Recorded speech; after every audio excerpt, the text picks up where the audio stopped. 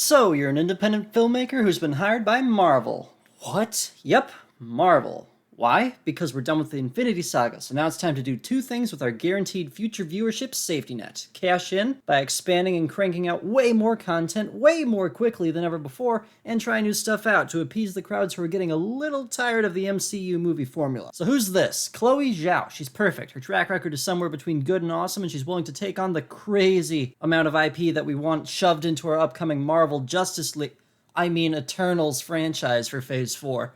Cash in and try new stuff out. It's a pretty good plan that could open up a whole new world of promising possibilities, provided you don't go overboard. Oops, you went overboard. Eternals was supposed to be a movie that had everything, but you crammed so much everything into it that you forgot to turn your studio-pleasing elevator pitch, filled to the brim with unique IP, into an actual movie. Instead, you have a whole trilogy forced into a 2.5-hour time slot. You introduce us to all the heroes at once, with them already knowing how to use their powers and work as a team. Your second act features a completely different set of conceptual characters that get thrown away by a save-the-world third act, which in and of itself is based on a completely different set of conceptual characters in the hopes that world-ending stakes will make all this feel as big as it looks. But it doesn't. Why? Because not one of the unique IP elements that Eternals crams into an already bloated runtime is backed up emotionally, thematically, or conceptually. So instead of coming off as a good movie, it all comes off as a showcase of really cool stuff that would make a really good movie if we backed any of it up.